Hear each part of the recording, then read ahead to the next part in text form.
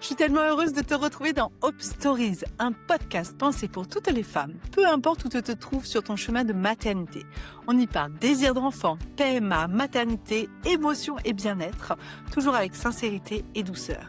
Des récits, des confidences et des clés pour t'accompagner quel que soit ton moment de vie. Moi, c'est Flavie, la fondatrice de la Hope Family. J'ai traversé 8 années de PMA, le deuil de ma première fille, puis la naissance de mes jumelles. Et sur ce chemin-là, j'ai compris une chose essentielle. On avance toujours mieux quand on se sent entouré. Alors Hope Stories, c'est ma façon de t'offrir ce que j'aurais aimé trouver moi aussi. Des histoires vraies, des mots qui réchauffent et une bonne dose d'espoir pour continuer à avancer. Alors viens, on va rire, on va réfléchir, on va souffler et parfois même pleurer un peu, mais toujours avec le sourire. Installe-toi, pose ton cœur et ouvre grand tes oreilles, parce qu'ici, on avance ensemble et tu vas voir, ça fait du bien. Bonjour Mélissande, bienvenue dans ce podcast Hope Story. Je suis ravie de t'accueillir ici parmi nous. Merci de m'accueillir, c'est super gentil, ça me fait super plaisir. Et oui, en plus, ça fait très longtemps qu'on se connaît maintenant via J'ai acheté Instagram. mes toutes premières cartes PMA chez toi il y a longtemps. Ouais, il y a longtemps. Et puis en plus, Oui, on a ce côté où on se ressemble beaucoup par notre oui, grossesse. tout à fait. Grossesse de jumeaux qui sont arrivés quasiment en même En temps. même temps, c'est Donc, trop bien. ouais, franchement, on s'est beaucoup suivis, voilà, Oui, aussi pendant nos parcours. Et puis après, pendant la grossesse aussi. Donc, je suis on s'est ravie soutenus. être là vraiment et venir témoigner parce que tu as une histoire quand même de maternité et de parcours assez rocambolesque. On va dire, Typique, on peut voilà. le dire. Donc j'espère, enfin voilà, le but c'est, je sais que ça va pouvoir apporter beaucoup d'espoir aussi aux mamans qui vont Oui, nous tout à écouter. fait. Je sais que tu as beaucoup de choses à dire, donc trop Oui, contente. Bon, mais avec plaisir, vraiment. déjà, on voit que tu as un petit accent. Oui, D'où tu viens? Dis-nous il s'entend tant que ça. un petit peu, mais ça va encore. On laisse un peu de suspense. Un D'où peu de je suspense, viens? voilà, à votre avis, d'où vient Mélissande? De Belgique. Oui. Et qu'est-ce que tu fais en Belgique? Qui est composé ta famille? Enfin voilà, est-ce que tu veux nous en dire un petit peu plus pour apprendre Ben à là, te je connaître? viens, je viens au mois de septembre, j'ai eu 30 ans, donc bienvenue dans la trentaine. Je suis maman de jumeaux qui vont avoir 3 ans le 27 décembre, le jour où sortira ce podcast. Donc un petit clin d'œil pour eux et pour notre histoire. Je suis enseignante maternelle. Cette année, j'avais des deuxième et troisième maternelles. Je ne sais pas si on dit la même chose en France, il me Pas semble. Non, exactement, mais oui, bon, c'est moyenne section et grande section, oui, je c'est pense. ça. Donc voilà. Et sinon, bah, je suis en couple avec Arnaud depuis 15 ans. Donc ça fait un long moment.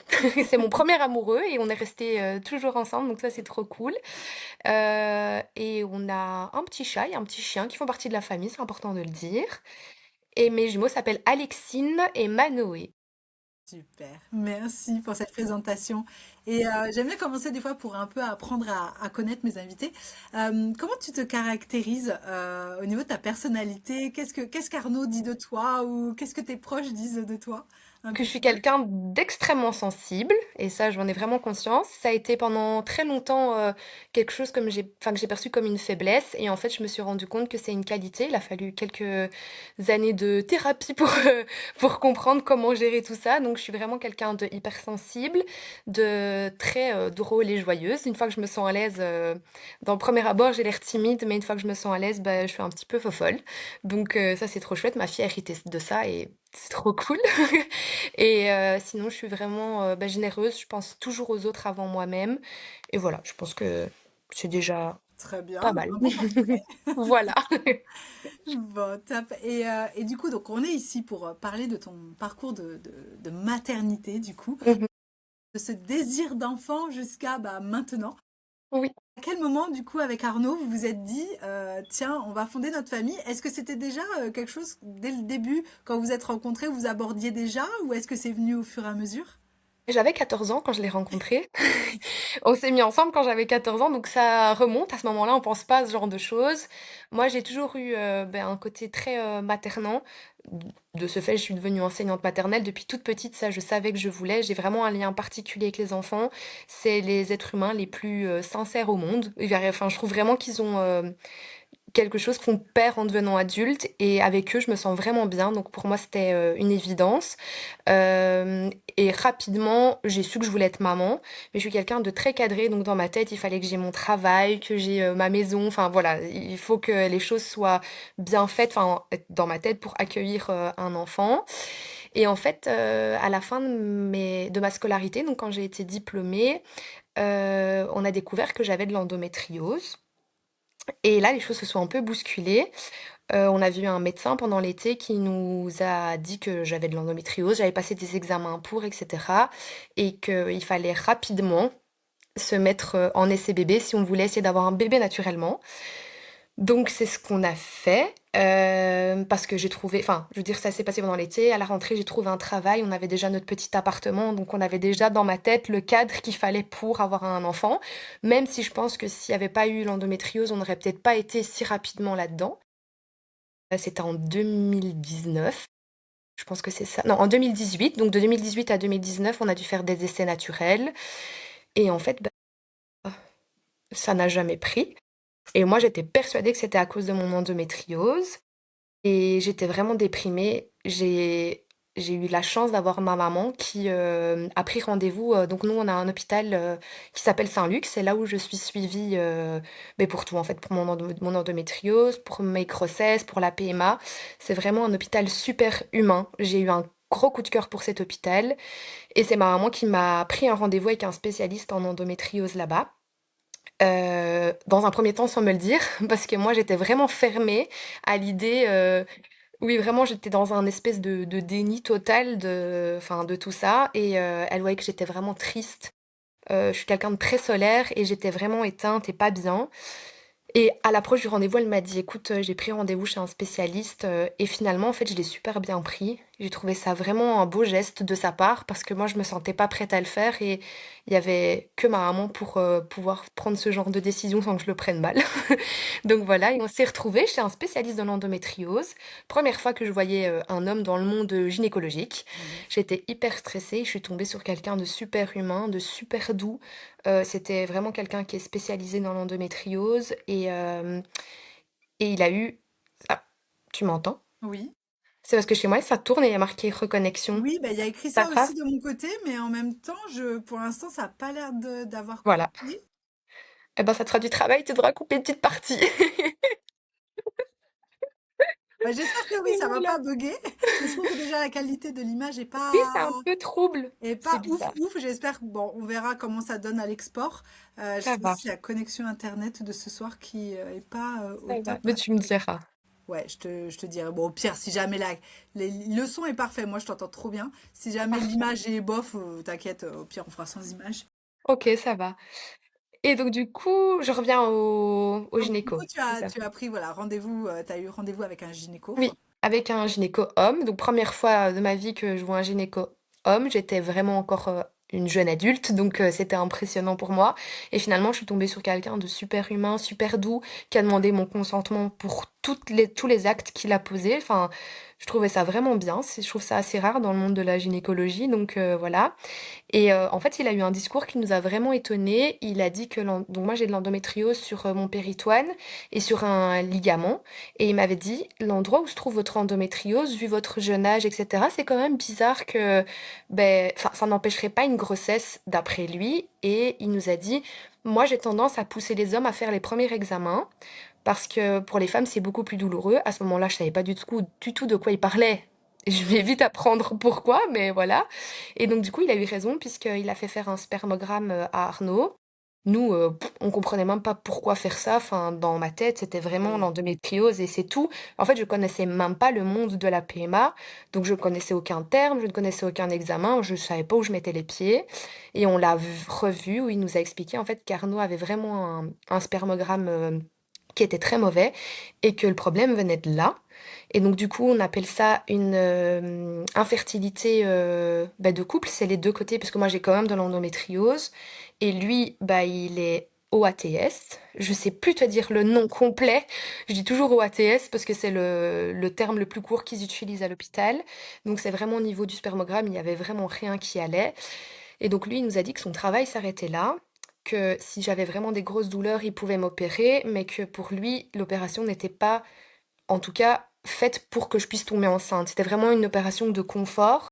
Et moi, j'avais envie d'être rapidement maman. Et donc, du coup, on a beaucoup discuté autour de ce sujet. Il nous a conseillé d'aller vers ses collègues du secteur PMA. Et donc, c'est comme ça qu'on a débarqué dans la PMA. Bah, c'est chouette, au moins que ta maman a pu Oui. prendre les devants et des fois, voilà, d'un premier rendez-vous, après découlent plusieurs choses et c'est bien aussi qu'il ait pu rapidement s'occuper Mhm. d'Arnaud aussi parce Tout qu'il à il fait. perd énormément de temps en souvent regardant que la femme et en oubliant un peu Oui, l'homme. tout à fait. Lui, c'est son processus, c'est d'abord de faire les examens du côté de l'homme.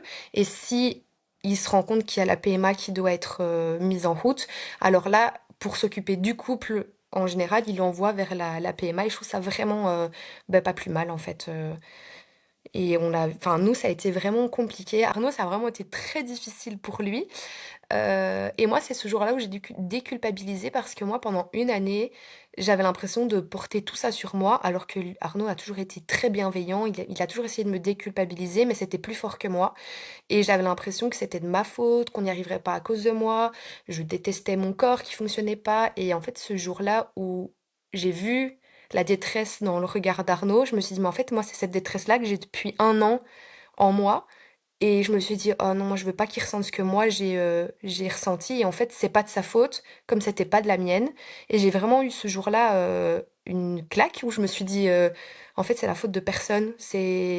Enfin vraiment, je trouve que la culpabilité était grande pour moi pendant un an. J'étais vraiment persuadée que tout venait de moi et puis je pense qu'il y a une maturité qui se fait pendant le parcours PMA, on évolue beaucoup à ce sujet, mais au tout début, c'était vraiment quelque chose que je portais. Et ce jour-là, je me suis rendu compte à travers sa détresse à lui qu'il y a personne qui doit porter en fait cette détresse. C'est pas de notre faute. Et lui, ça a été compliqué parce qu'il est rentré dans le monde de la PMA. Nous, enfin, je trouve qu'en tant que femme, on a plus l'habitude. Moi, j'ai commencé à avoir une gynécologue assez jeune. J'ai eu tous les ans, j'allais la voir. Donc, je veux dire, l'intimité, même si ça reste compliqué, on sait ce que c'est. Mais un homme qui a jamais dû abaisser son slip devant un médecin, c'est compliqué, quoi. Enfin, les premiers examens, c'est pas cool, où ils font des échographies, etc. Enfin, je sais qu'Arnaud, ça a vraiment été dur pour lui, son intimité qu'il n'avait jamais montré à quelqu'un d'autre que moi ou lui. Enfin, ça a été vraiment quelque chose de compliqué. Et même moi, parce que on a toujours tout fait à deux. Donc, au niveau des examens, que ce soit de mon côté ou de son côté. On a toujours été ensemble à l'hôpital, etc. Enfin, on a décidé de toujours tout faire ensemble. Pareil pendant les grossesses, j'ai jamais été à un rendez-vous seul sans lui. Enfin, on est vraiment comme ça et c'est hyper important pour nous.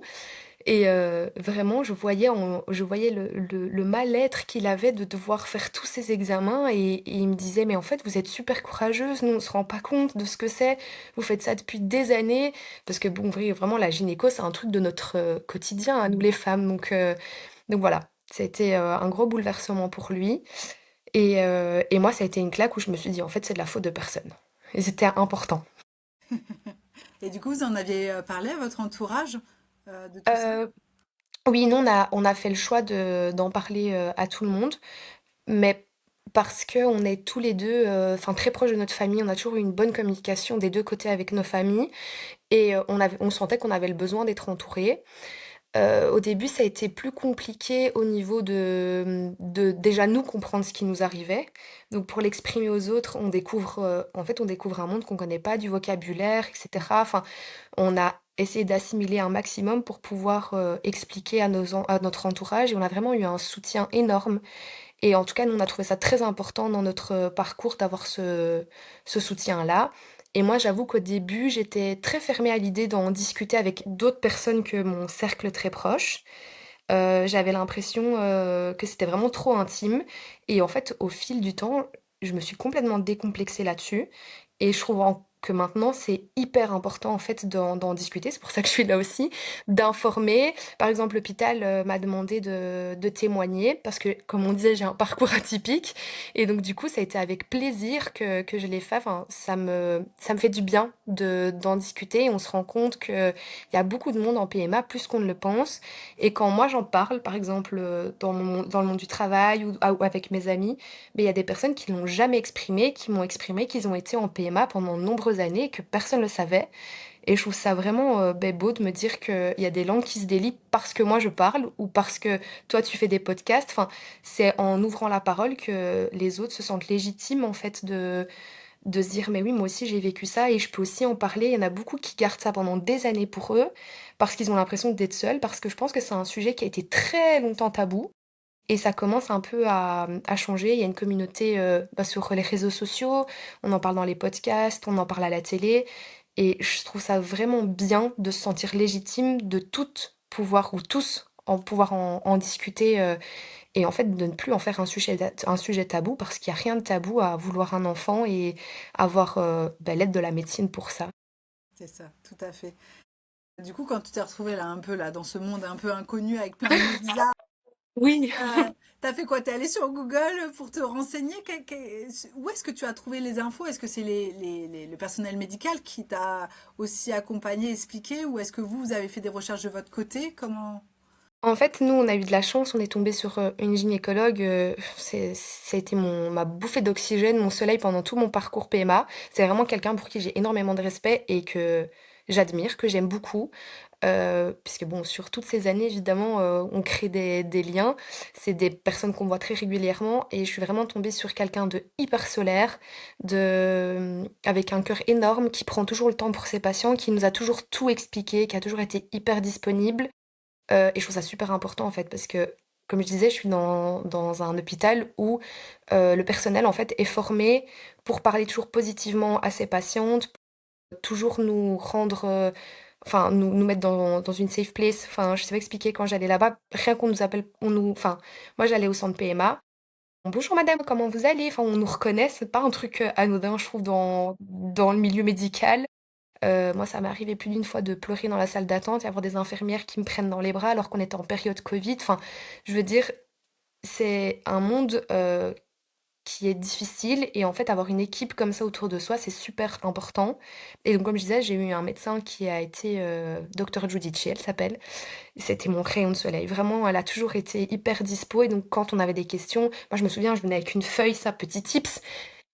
Prenez une feuille et même si ça dure des semaines entre vos rendez-vous, dès qu'une question vous vient, la notez. Moi, je notais, j'arrivais avec une liste de questions et en fait, elle répondait à tout, elle prenait le temps pour répondre à tout et je trouve ça vraiment important pour comprendre parce que c'est pas facile. J'ai aussi essayé de faire des recherches sur Internet, mais on utilise mal Internet.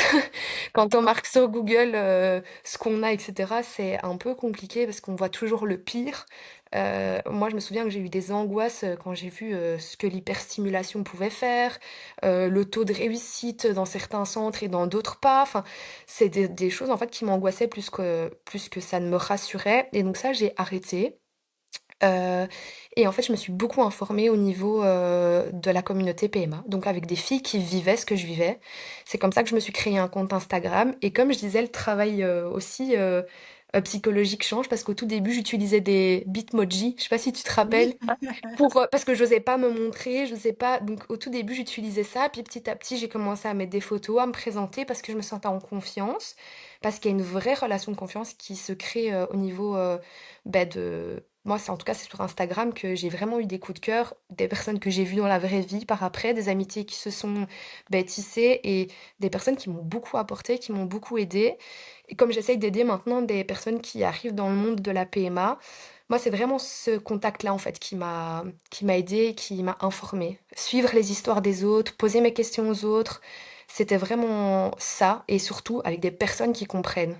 Oui, qui vivent la même chose que toi Oui, c'est ça. et voilà, et qui comprennent oui, vraiment les étapes par lesquelles tu passes. Tout à fait. Bah, par exemple, les noms d'examen, on connaît pas, on nous dit: «Vous allez devoir faire tel examen».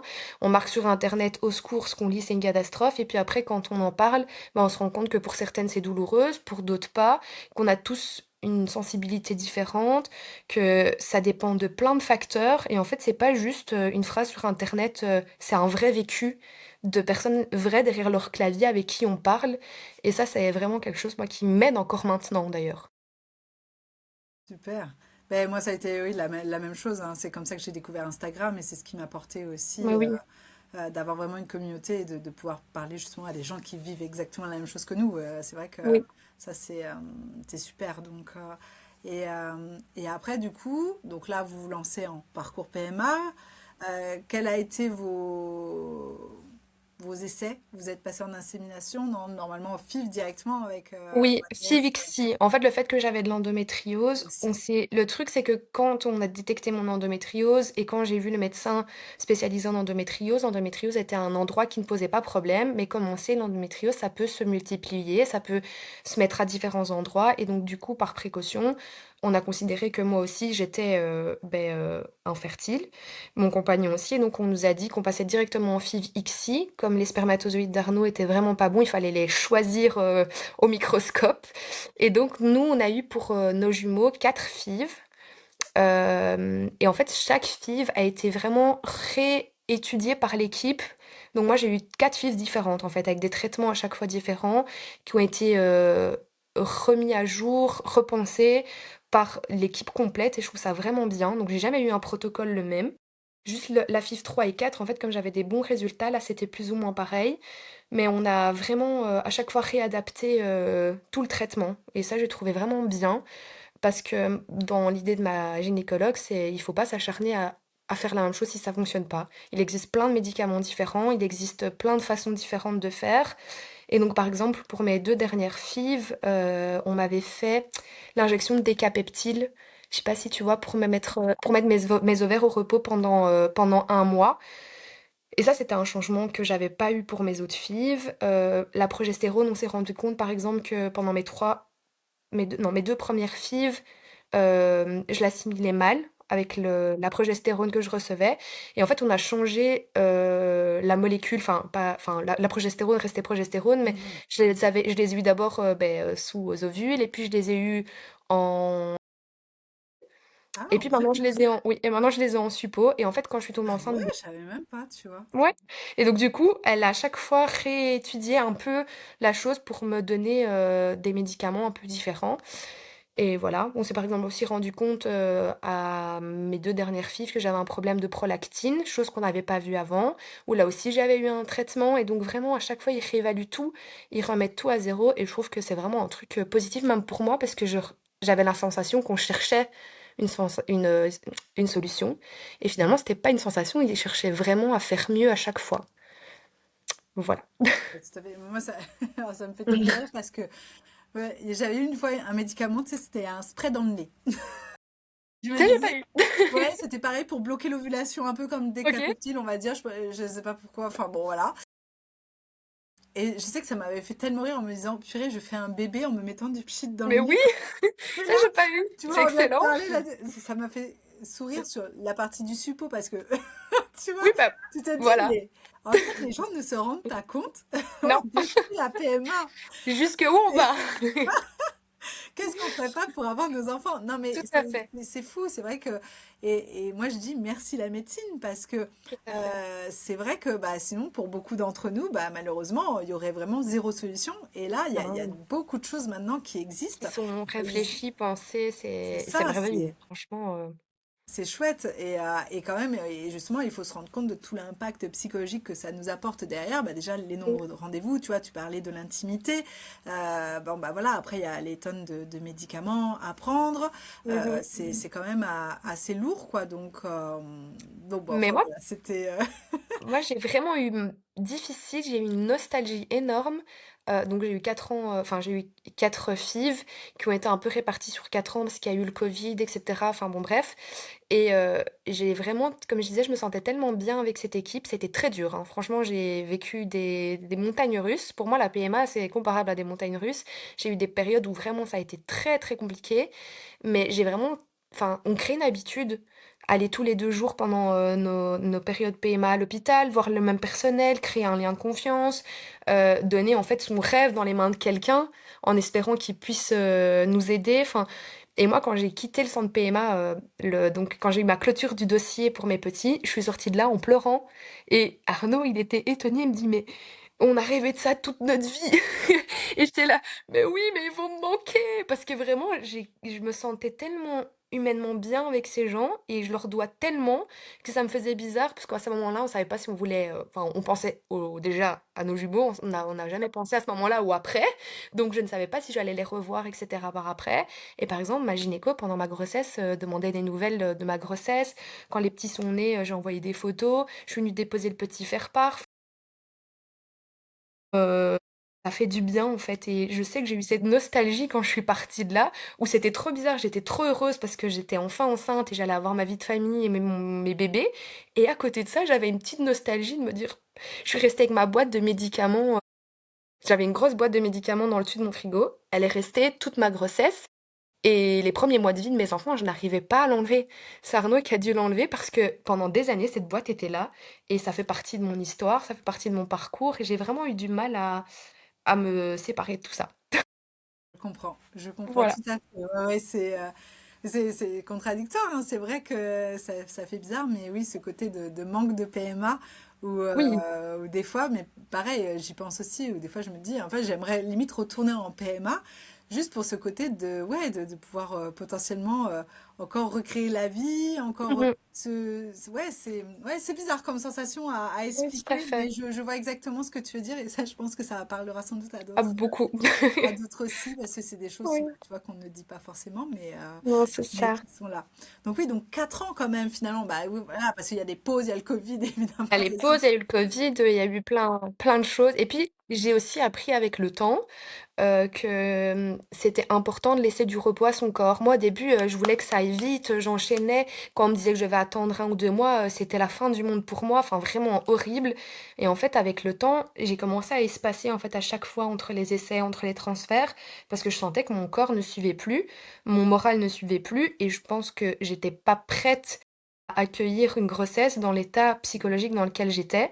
D'ailleurs, enfin, je sais pas si on peut déjà en parler maintenant, mais moi j'ai rapidement fait le choix d'être suivie d'abord par une psy en dehors du centre PMA. Mais déjà avant la PMA, enfin, ça a commencé au tout début de la PMA. J'ai commencé à être suivie par une psy que je suis, enfin, qui est toujours ma psy actuellement, qui m'a fait un bien fou, qui m'a fait voir la FIV différemment. Et pourtant, c'est pas sa spécialité, mais le fait d'avoir un suivi psy dans un premier temps, moi, c'était externe au centre, ça m'a fait vraiment beaucoup de bien, ça m'a fait penser autrement, ça m'a fait me faire poser des questions, etc. Et je trouve que c'est super important. Le suivi psy, c'est pas quelque chose à voir négativement, c'est pas une défaite, au contraire. C'est savoir s'écouter, savoir apprendre à prendre les bonnes décisions, à savoir écouter son corps, à savoir écouter ses limites. Parce que moi, je sais pas toi si tu as eu le cas, mais j'avais pas de limites. Pour moi, la PMA, il fallait. Enfin, je sais pas si tu te souviens, j'ai été jusqu'à faire la matrice lab, où on a dû arrêter au Oui, milieu de la matrice lab. oui, ça, J'ai je me souviens. hurlé comme une malade, j'ai eu super mal. Ça a été, je crois, l'examen le plus douloureux pour moi. Ça m'a créé un vrai traumatisme, hein. Mon corps était fermé après ça. Ça a été très, très, très, très dur et en fait, ma psy m'a appris à mettre des limites parce que je savais que j'étais pas prête à ça, mais pour moi, il fallait ce bébé et j'étais prête à faites-moi mal, c'est pas grave. Mais si, en fait, il faut savoir s'écouter, savoir dire stop et savoir mettre, un holà quand ça va pas. Et là, je me suis vraiment pris une claque où je me suis dit: «Maintenant, tu t'écoutes, tu te reposes, c'est quand tu te sens bien qu'il faut y aller» et ça a été quelque chose d'important dans le processus, pour moi en tout cas. C'est d'apprendre à mettre mes limites et surtout à faire des pauses. Le corps a besoin de se remettre. C'est pas anodin. C'est pas anodin de se faire des injections tous les jours, de se faire ponctionner, de se faire transférer. Enfin, je veux dire, c'est pas des gestes, que le corps a l'habitude Mm. de subir.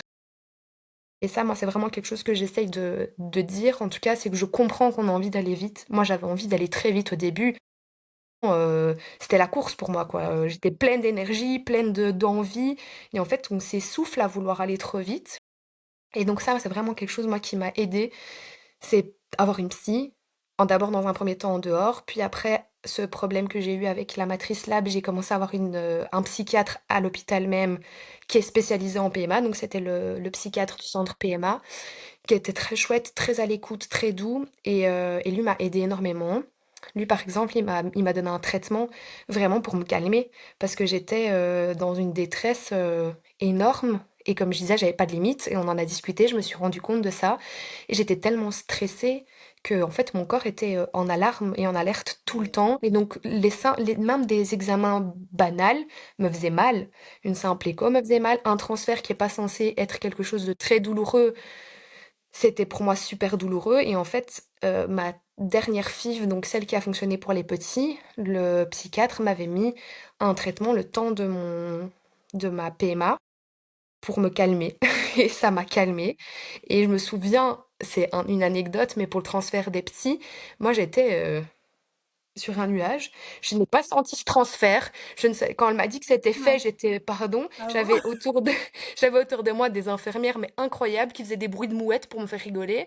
Et en fait, le transfert qui a fonctionné pour mes petits loulous, j'étais ailleurs et j'en ai un souvenir, mais à mourir de rire. Je me souviens de ces infirmières autour de moi qui à faire les mouettes et qu'on a rigolé. Et c'est le seul transfert à ce moment-là où j'ai un bon souvenir. Tous mes autres transferts, j'étais crispée, je levais les fesses de la table, j'avais peur. Enfin, et donc ça aussi, je pense que c'est important à un moment donné, quand on sent que c'est trop, d'aller voir un psy dans le centre si on le propose et de voir avec lui aussi ce qui est possible. Parce qu'en fait, on s'occupe de notre corps, mais on s'occupe pas beaucoup de notre esprit qui est mis à rude épreuve. C'est pas rien en fait de jouer avec les hormones comme ça.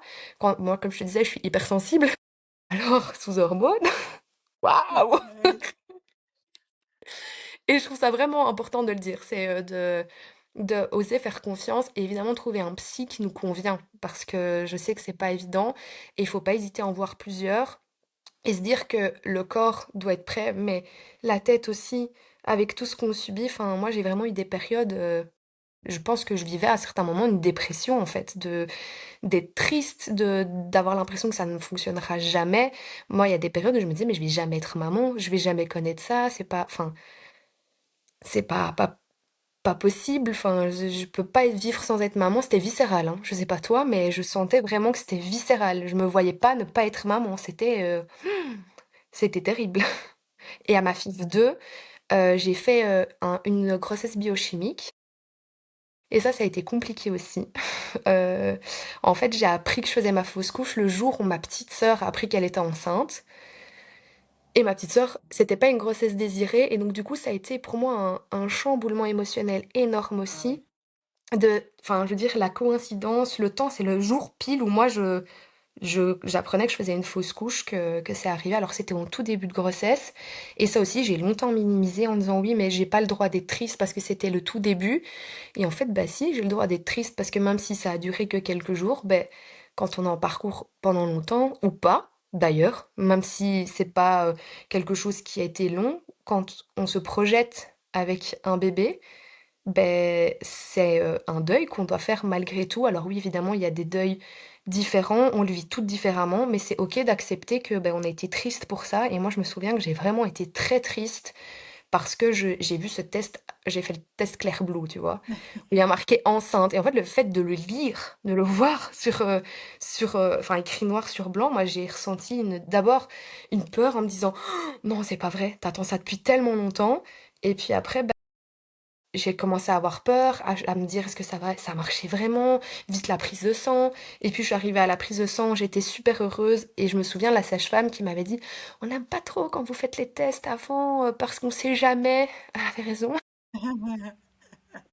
Elle avait raison parce que moi j'étais persuadée que c'était bon. Oui.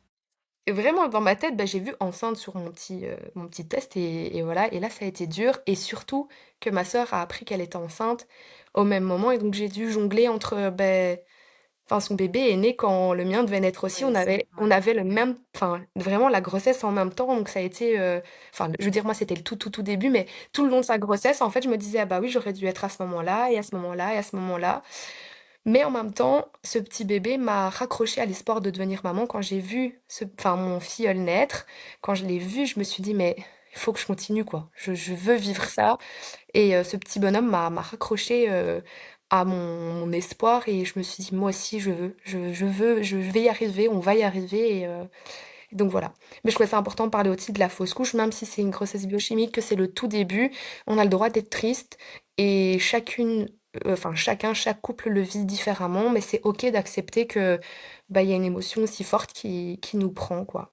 Tout à fait. Et t'as tout à fait raison d'en parler parce que oui, c'est vrai qu'on peut minimiser les choses. Mmh. Pas se sentir légitime de ressentir ça, alors que si, tout à fait. Oui, oui, c'est sûr. Et, euh, et donc, du coup, bon, bah après, donc, tu tombes enfin enceinte. Oui!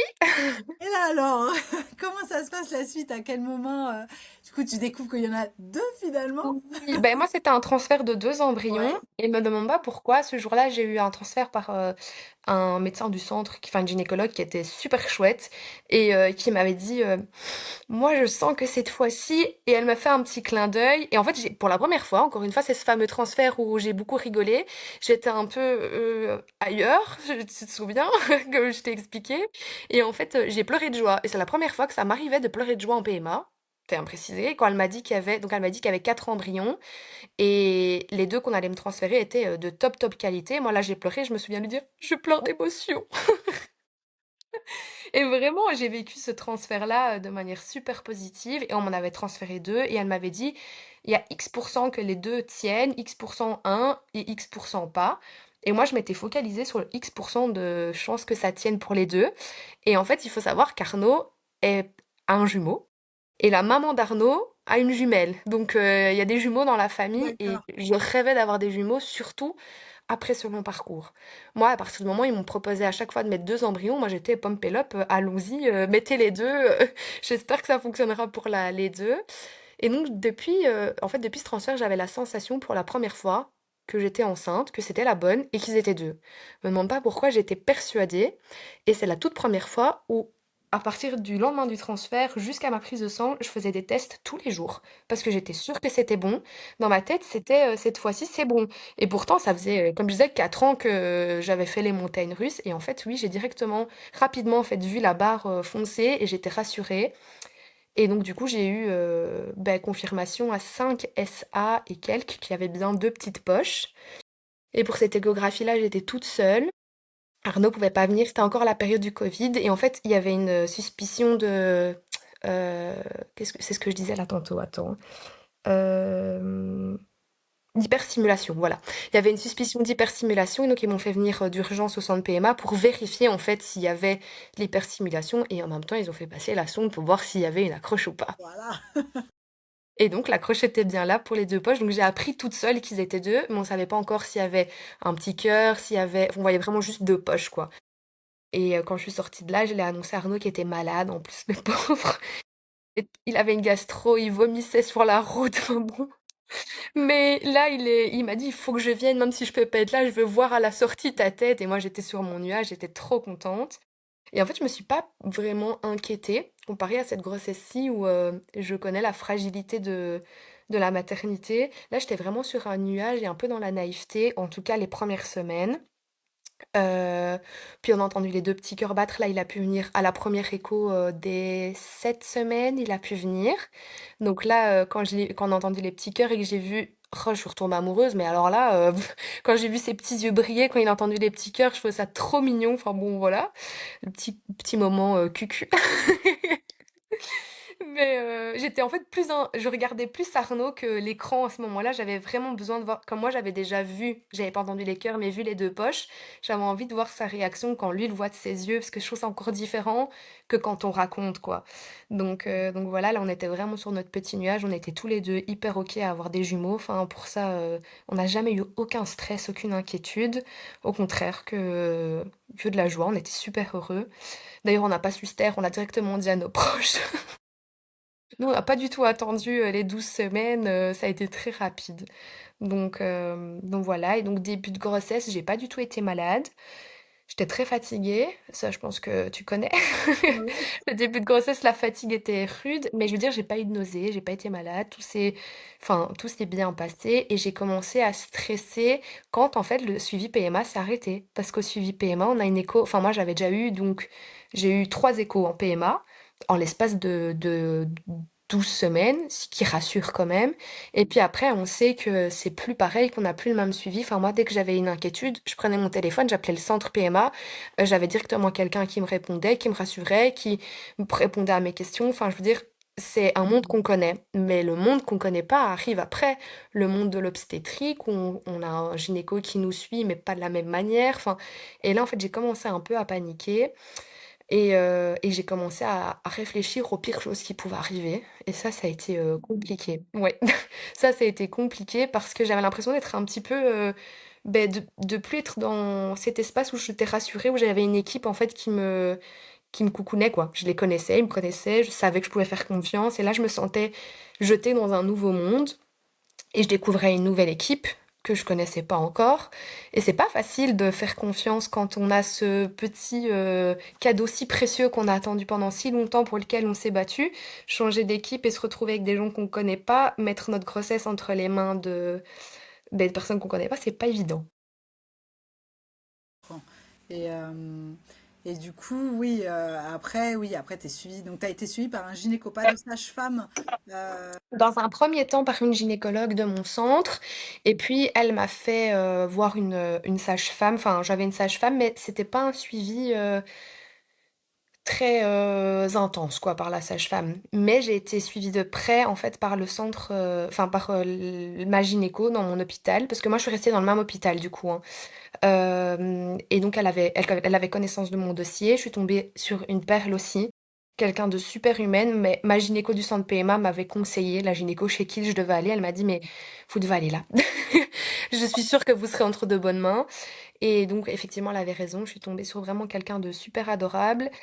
Et en fait j'ai eu un suivi très rapproché parce que pendant ma grossesse, pendant l'été, j'ai commencé à avoir des bleus qui sont apparus partout mais sans explication. Et pas des petits bleus, vraiment des bleus. Et moi, pour rigoler, j'ai dit: «Ah, vous inquiétez pas, j'ai pas reçu de coups». Enfin, tu vois, je disais, mais pour en fait, je pense me rassurer. Et elle m'a dit: «Mais moi, en fait, je suis vraiment inquiète, il faut que vous voyiez un hématologue, c'est pas normal que vous ayez, des bleus sans explication, donc j'aimerais que vous voyiez un hématologue». Et donc j'ai été voir un hématologue et là, s'ensuit des examens, fastidieux, des énormes prises de sang, un monde encore qu'on connaît pas de nouveau. Et là, j'ai vraiment eu des grosses prises de sang et j'ai commencé à vraiment m'inquiéter. Et en fait, on a découvert que j'avais un problème du facteur 13, encore un mot qu'on découvre, hein. Et c'est un problème de coagulation.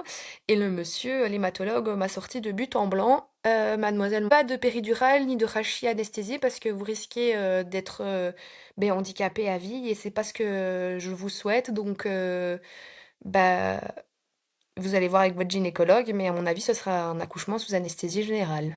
Alors là, je ne te raconte pas, parce que moi, avec tout le parcours que j'ai eu, j'idéalisais, mais alors, vraiment, mon accouchement, moi, je l'idéalisais, j'ai fait rapidement enfin, toutes mes envies pour l'accouchement, enfin, j'avais vraiment déjà tout noté, tout ce que je voulais, enfin, vraiment, ça a été, rapidement, je savais ce que je voulais, et j'avais pensé à tout sauf l'anesthésie générale. Alors, je n'ai jamais pensé enfin, je sais que ça existe, mais de là à me dire que moi, j'allais accoucher sous anesthésie générale, ça a été très dur. Vraiment, me dire, je vais pas vivre la naissance de mes enfants, je vais pas les voir sortir, je vais pas entendre leurs premiers cris, je vais pas les prendre dans les bras, enfin, waouh! Et donc, du coup, il a fallu intégrer tout ça. J'ai pu rapidement voir ma gynécologue qui m'a expliqué que comme c'était des jumeaux, qui s'étaient mal mis, parce que j'avais Alexine en transverse au-dessus, donc couchée tout le long, et Manoé en siège en dessous.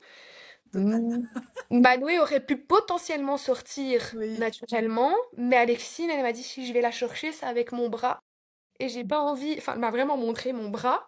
Et elle m'a dit, je peux pas vous faire ça sans vous endormir, c'est pas possible, on peut pas prendre de risques. Puis il y avait le risque hémorragique aussi qui était assez intense. Et donc je me suis retrouvée à devoir faire le deuil d'un accouchement.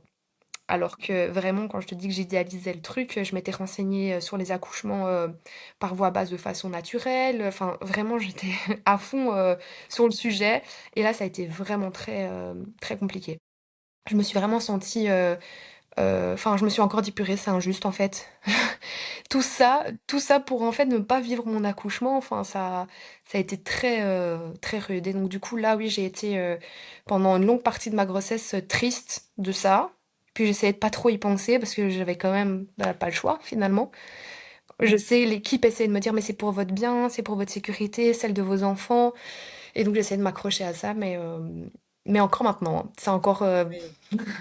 un sujet très sensible. J'ai eu un long suivi aussi psy pour ça, parce qu'après mon accouchement, on en discutera après, mais j'ai eu un accouchement vraiment, enfin ça a été très rude, et pendant un an, j'arrivais pas à parler de mon accouchement sans pleurer, impossible.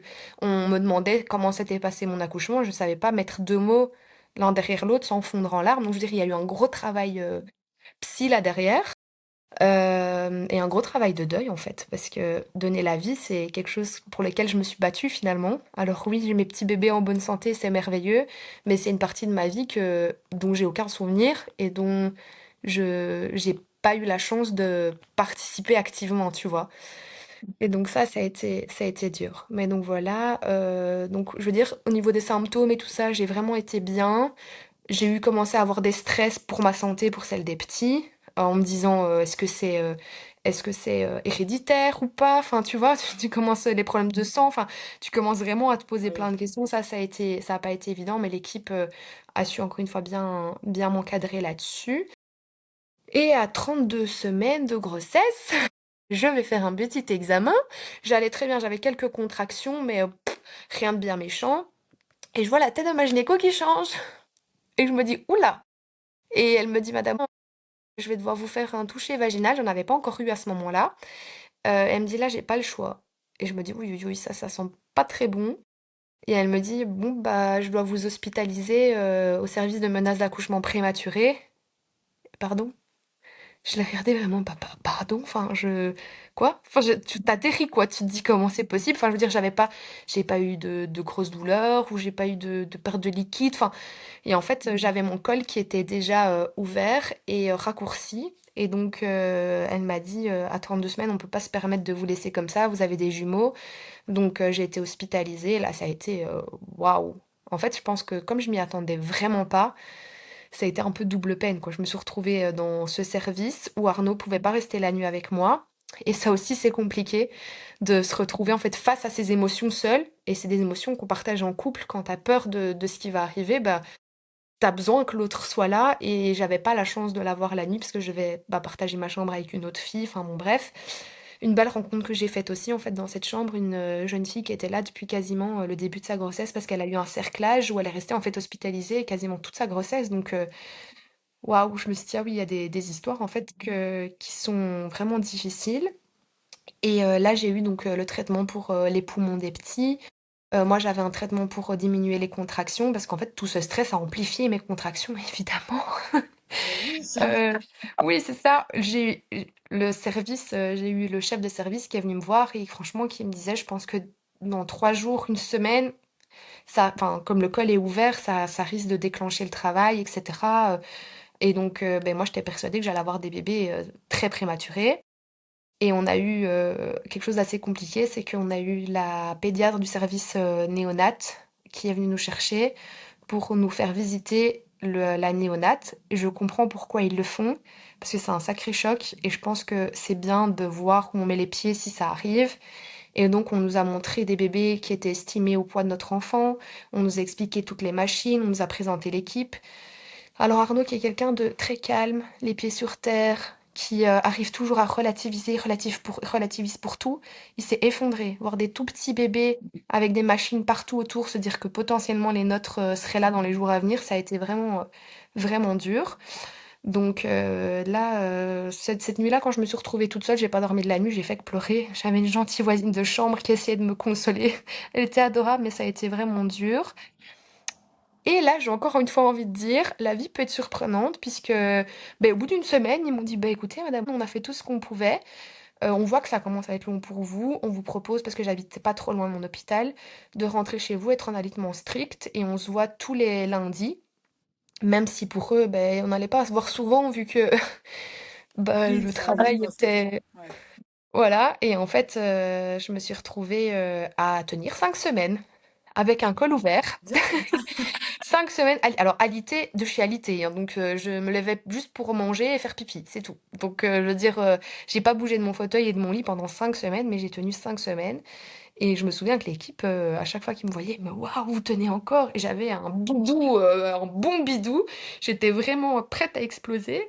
Et moi, j'en revenais pas de me dire, mais que mon corps, en fait, moi, mon corps, j'avais vraiment une relation difficile avec parce que j'ai pas su faire un enfant naturellement, puis j'allais pas donner la vie comme il fallait, tu vois, enfin c'est un mécanisme psy hein, qui se fait dans la tête. Et là, je me suis pour une fois dit, purée, mon corps, arrive à faire quelque chose de bien pour moi, tu vois. Ouais. Et pour une fois, je me sentais fière de mon corps et de me dire waouh, j'ai tenu 5 semaines. Et donc, à 37 semaines, j'ai été à mon fameux rendez-vous du lundi. Et là, ben, encore une fois, je vois que l'équipe s'agite un peu. On prend ma tension, elle est pas bonne. On fait l'examen urinaire, il est pas bon. Ouais. On fait la prise de sang, elle est pas bonne. Petite anecdote, je sais pas s'il y a, je pense qu'il y a Ikea chez vous. Oui. Alors, et pendant ma grossesse, j'avais la folie des boulettes Ikea. Donc, toutes les 2 semaines, quand j'allais à l'hôpital, on avait un Ikea tout près. J'allais chez Ikea manger des boulettes. Et ce jour-là, ben, on a d'abord été à l'hôpital et puis on allait manger mes petites boulettes chez Ikea. Comme j'étais passée 30 semaines, 37 semaines, il m'avait dit, enfin, on peut commencer à revivre un peu normalement, tu vois. Je m'étais dit, yes, mes boulettes que j'ai plus depuis longtemps, puisque j'étais en allaitement strict, je vais pouvoir aller manger mes boulettes Ikea. Et je me souviens des médecins qui rentrent et je vois deux médecins, deux sages-femmes. Je regarde Arnaud, je me dis, aïe, si le médecin vient, c'est que c'est pas très. Voilà. Et on nous annonce que ben, je fais une préclampsie et qu'il va falloir ben, faire ma césarienne d'urgence aujourd'hui. Et puis là, je le regarde, j'ai dit, monsieur, j'ai un problème de sang, je dois prendre un traitement. En fait, je vais prendre un traitement 24 heures avant. Et puis il m'a dit, je vais aller voir l'anesthésiste. Et l'anesthésiste a dit, moi, j'opère pas cette dame si elle a pas son traitement. Donc j'ai eu un traitement par intraveineuse. Mais là, il m'annonce que je ne peux plus quitter l'hôpital. Et moi, la première chose que je lui dis, c'est, je peux pas aller manger mes boulettes chez Ikea. Pour te dire que j'étais vraiment ailleurs, quoi. Et Arnaud, il pouvait pas aller te les chercher, les ramener. Non, lui, il m'a Ouais. regardé, l'air de dire que ça va pas, quoi. Tes boulettes Ikea. Donc oui, ça, c'est la petite anecdote boulettes Ikea. Ah, je t'entends plus. Si, si, c'est bon. Tu me vois? Ah, voilà. Je te Ouais, voyais ouais, plus. nickel. C'était Ah. tout blanc. Ben voilà. Et donc, du coup, ben là, on m'annonce que je peux plus quitter l'hôpital. Donc, Arnaud rentre et va chercher ma valise de maternité que j'avais faite. En fait, comme j'avais été en menace d'accouchement prématuré, tout était déjà prêt et il revient. Et là, j'ai pu être en chambre avec lui. Et en fait, donc j'ai eu mon Baxter avec les médicaments qu'il fallait pour mes problèmes de sang. Et là, ça a été une très longue nuit où moi, j'ai pas du tout dormi de la nuit. Et en fait, j'ai commencé à vraiment angoisser et avoir peur de mourir. Ça a été toute la nuit, j'étais en boucle là-dessus dans ma tête et je faisais des angoisses en me disant mais est-ce que je vais voir mes enfants? Est-ce que je vais connaître mes enfants? Et si je me vide de mon sang? Et en plus de ça, je serai en anesthésie donc je pourrais pas dire si je me sens pas bien. Et en fait, je me suis fait vraiment toute cette nuit-là les pires angoisses du monde dans ma tête. J'essayais de laisser Arnaud se reposer parce que je savais que ben moi après l'anesthésie générale et une césarienne bah ça allait être compliqué qu'il allait être enfin je savais qu'il allait être hyper présent donc j'avais envie de le laisser se reposer même si je voyais que lui c'était dur aussi. Et en fait tout ce stress ça a commencé à déclencher mon travail donc j'avais vraiment des vraies contractions que je gérais super bien en fait et donc ça a été une frustration énorme de me dire mais je gérais tout ce début de travail en sachant que derrière bah on allait, on allait me les sortir en césarienne et j'avais pas le choix et sous anesthésie générale. Et en fait, vers la fin de nuit, j'ai commencé vraiment à avoir l'impression que ça poussait, etc. Mais ils pouvaient pas sortir, ils pouvaient pas s'engager dans le bassin, il fallait les sortir avant. Et là, ça a été compliqué, on m'a emmené dans une salle de naissance où je ne pouvais pas donner naissance vu que je vais aller au bloc. Et en fait, l'équipe de nuit était hyper inquiète parce qu'ils n'étaient pas assez pour gérer mon accouchement. Donc j'avais un accouchement très spécifique. Donc, grossesse gémellaire, grossesse à risque, préclampsie, problème de sang, long parcours PMA derrière, enfin, tu vois, je coche toutes les cases. Et donc, du coup, ils viennent me dire, on attend avec impatience l'équipe de jour parce qu'en fait, on doit tous être en double. Donc, il faut deux anesthésistes, deux gynécos, enfin, tout doit être en double. Et donc c'est pour ça que c'est si long, parce que nous on comprenait pas que ce soit si long. Enfin moi j'avais peur de qu'il s'engage et que ce soit trop tard. Enfin comme je te dis, je suis dans un moment où je m'imagine le pire pour tout quoi. Et je me souviens d'une jeune sage-femme qui vient et qui voit que j'ai envie de pleurer, elle me prend la main et elle me dit dites-moi ce qui vous passe par la tête. Et là je lui dis j'ai peur de mourir. Et en fait de le dire à voix haute, parce que j'avais pas envie d'inquiéter Arnaud, j'avais pas envie. Donc je gardais ça pour moi et je me suis effondrée quand je lui ai dit ça et je me souviens vraiment de cette. Elle a rien dit. Elle m'a juste regardée avec compassion et c'est ce que j'avais besoin. J'avais pas besoin de mots, j'avais pas besoin qu'on me sorte des violons. Ouais. J'avais juste besoin de sentir quelqu'un et je trouve ça vraiment bien qu'il y ait juste eu ce regard de compassion. Et ça m'a permis de, en fait, extérioriser avant de partir. Et puis là, l'équipe de jour arrive. Je dois dire au revoir à Arnaud. Encore dans ma tête, là, je me dis, est-ce que c'est la dernière fois que je le vois? C'est vraiment des questions que je me pose, hein. Donc c'est vraiment compliqué. Et je me souviens avec mon gros bidou suivre l'anesthésiste dans ces couloirs, arriver au bloc, monter sur cette table avec mon gros bidou et vraiment être paniquée parce que j'avais l'impression d'être une petite fille. Je voulais ma maman à ce moment-là. Je pensais à ma maman. J'avais envie de ma maman. Vraiment comme si je retombais en enfance et je me sentais vraiment pas bien et stressée. Et là, j'ai eu un moment pas cool, c'est qu'on m'a mis, en fait, comme j'étais sous anesthésie générale et qu'il faut sortir les bébés dans les 5 minutes pour pas que le produit passe dans leur système à eux, il a fallu me mettre une sonde urinaire à vif.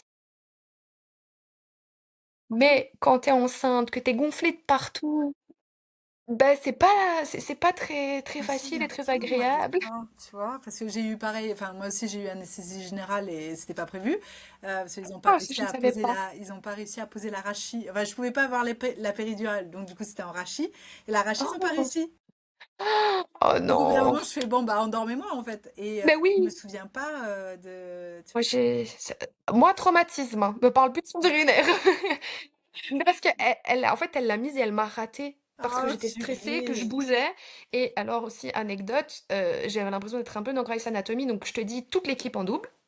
Donc il y a un monde dans cette salle et je suis dans un hôpital universitaire où des étudiants ont vu le cas Mélisande apparaître sur leur dossier. Ils sont venus évidemment Merci participer et Mélisande voir. pour la C'est science. ça.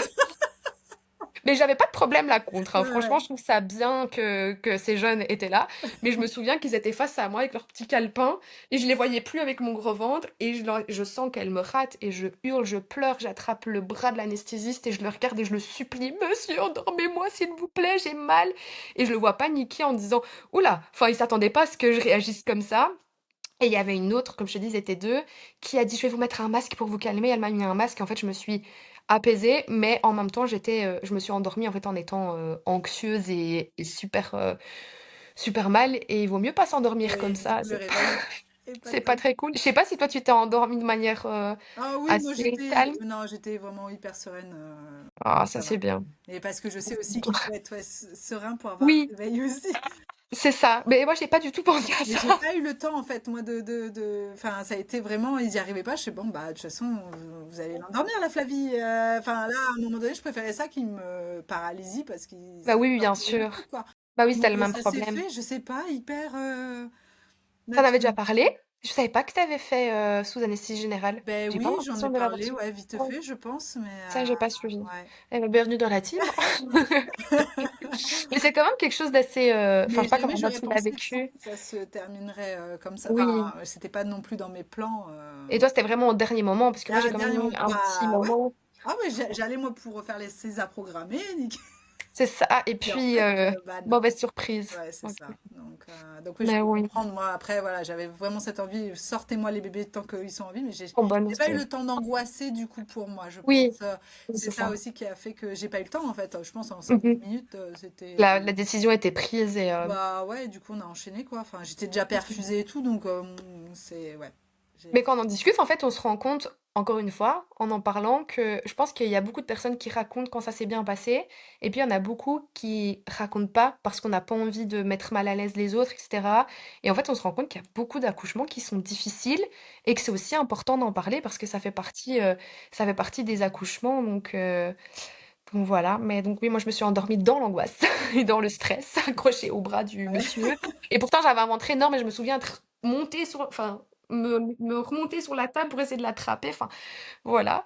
Et puis en fait, il s'est passé quelque chose de super bien, c'est que la gynéco avait fait une demande particulière à l'équipe et elle a demandé à l'équipe de filmer.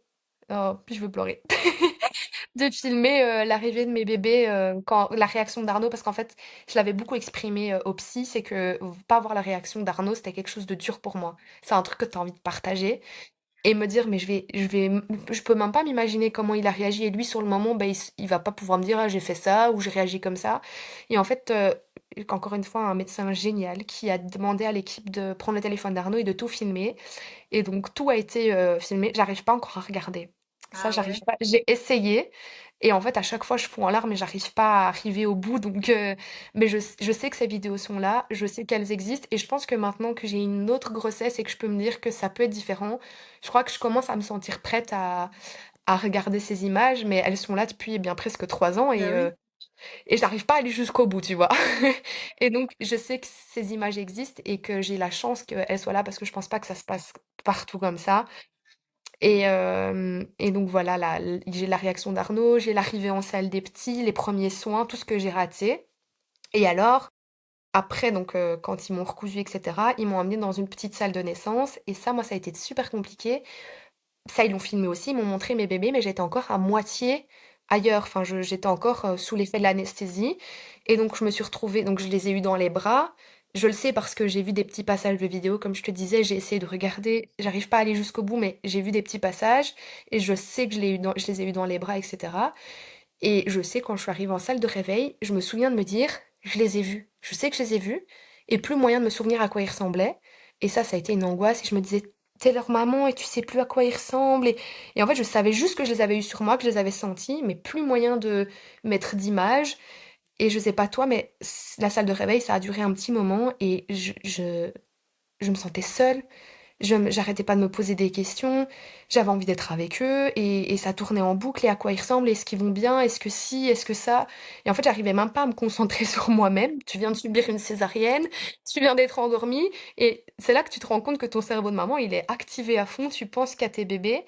Et je me souviens que ce temps était long, j'avais pas mon téléphone puisque dans la salle de réveil, moi j'étais au service et tout ce qui était lié au ventre, à l'estomac, il y avait des gens autour de moi qui vomissaient et tout. Je me disais, mais qu'est-ce que je fais Ouais, là? c'est clair, ramenez-moi dans ma chambre.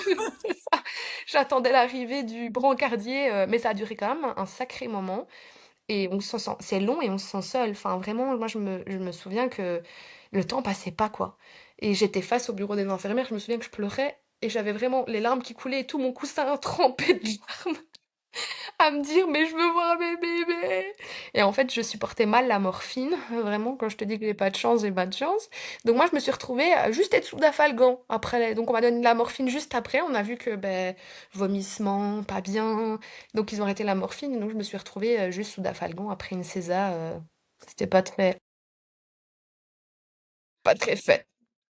Voilà. Donc voilà. Et puis après, le brancardier est venu. Ils m'ont remonté en chambre. Et là, j'ai enfin soufflé, quoi. J'ai enfin vu mes bébés, j'ai pu les prendre. Enfin, je me souviens que ça a été un moment. Moi, le plus intense, ça a été. Donc, j'ai allaité mes enfants. Et je me souviens que la première tétée, parce que ça, c'est quelque chose qui était dur pour moi, c'est de pas faire la tétée de bienvenue. Et donc, j'ai appris par après que comme j'ai été longtemps en salle de réveil, ils ont dû leur donner du lait artificiel, mais je l'ai su que longtemps après. Je ne savais pas ce moment-là. Et tant mieux, parce que j'avais cette sensation que la première chose qu'ils avaient reçue, c'était de moi. Et là, j'ai vraiment senti le lien. Enfin, moi, l'allaitement, ça a été un peu ma bouée de sauvetage. J'ai pas eu mon accouchement comme je le voulais. J'ai pas eu la grossesse comme je la voulais, etc. Et en fait, j'ai eu ce moment d'apaisement. Je sais pas expliquer, je me suis sentie enfin quelque chose qui se passe bien, quoi. Je me suis sentie connectée à mes bébés. Et encore une fois, l'équipe était un peu sceptique sur le fait que je puisse allaiter parce que je ne le savais pas encore, mais j'avais perdu pas mal de sang. Et donc du coup, rapidement, on s'est rendu compte que mon hémoglobine, elle était à 5. Donc c'est vraiment très très très très peu. Normalement, il faut être à 12. À 8, c'est bof. Et en dessous de 8, c'est vraiment critique. Et donc là, encore une fois, ça s'est un peu affairé autour de moi. J'ai encore eu une équipe super bienveillante qui a essayé de m'éviter les soins intensifs. Et donc du coup, j'ai eu les soins dans la chambre où ils sont venus mettre les perfs avec le sang. Enfin, je me souviens que c'était un peu dans l'urgence et donc j'avais une infirmière qui pressait ses poches de sang. Ah oui, pauvre. Et alors, avoir le sang de quelqu'un d'autre dans tes veines, c'est Ouais. aussi un truc un peu spécial. Je me souviens, j'étais gonflée, j'étais jaune. Je vois mes photos de, gro- de postpartum. Les premières heures, je suis méconnaissable, hein. Je te les enverrai, tu verras, mais je suis gonflée, je suis jaune, je suis bouffie, enfin, méconnaissable. Donc vraiment, là, ça n'a pas été facile parce que j'ai été très faible. Je suis restée hospitalisée quand même un peu plus d'une semaine, je pense.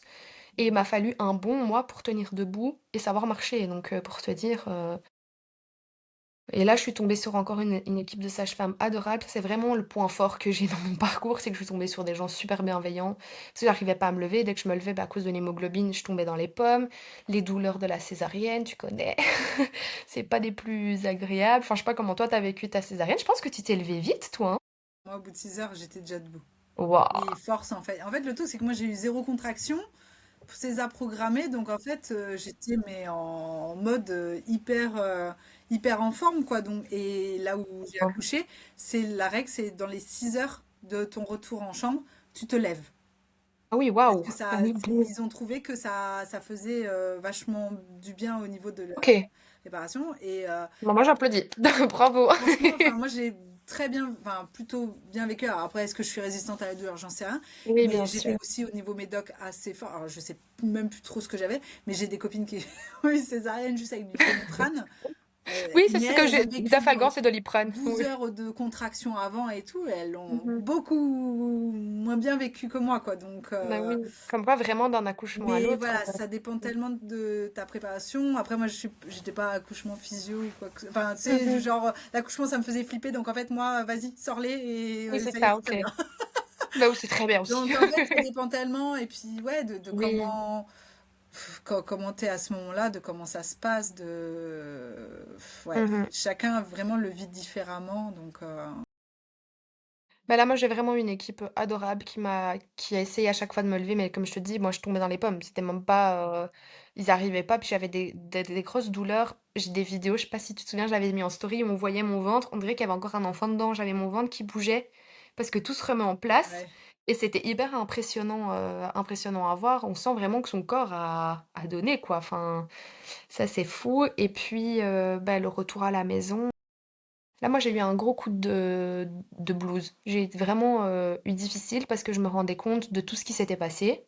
Je me rendais compte qu'en fait, ben, j'aurais pu y laisser ma vie finalement, puisque ben, mon hémoglobine, l'accouchement sous anesthésie générale, les grosses pertes de sang, enfin, ça a pas été facile. Et en fait, tu te retrouves, encore une fois, comme je disais, tout a été très médicalisé. Donc, j'ai eu bah, le process PMA très médicalisé, puis ma grossesse à risque très médicalisée, l'accouchement très médicalisé parce que à risque aussi.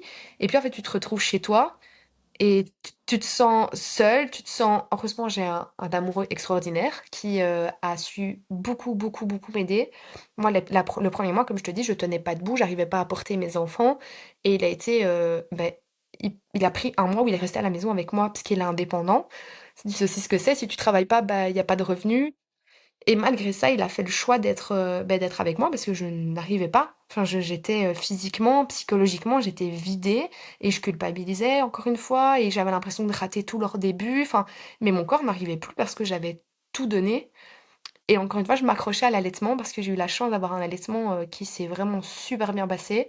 Et donc, en fait, je donnais Mais mon oui. énergie à ça parce que ça me ressourçait aussi, tu vois. J'avais l'impression d'avoir ça, j'arrive à faire pour mes bébés, je sais le faire, je me sens connectée à eux, ça m'apaisait, je me sentais apaisée avec eux quand je les allaitais. Et il a fallu un mois pour, ben, j'ai dû prendre du fer, j'ai dû prendre enfin plein de choses pour même les poches de sang, le temps que tout se remette dans le corps, ça prend du temps. Et je me souviens que le premier jour, quand je suis rentrée, j'avais d'abord l'impression de quitter l'hôpital et me dire yes! J'étais trop heureuse et j'ai passé la porte, je me suis effondrée. J'ai pleuré toutes les larmes de mon corps. J'avais l'impression d'être face à la réalité et à me dire waouh, mais tout ce que t'as vécu, enfin, faut le raconter quoi. On y est, mais C'est ça. c'est quand même fou, c'est pas rien. Enfin, et ça, il a fallu le temps aussi que moi je comprenne que c'est, avec ma psy, encore une fois, que c'est pas rien tout ce qui m'est arrivé. Comme je disais, il y a la PMA, il y a l'hématologue, il y a le service de menaces d'accouchement. Enfin, vraiment, ça a été un long parcours. Et ma chance là-dedans, c'est que j'ai deux merveilleux bébés en super bonne santé.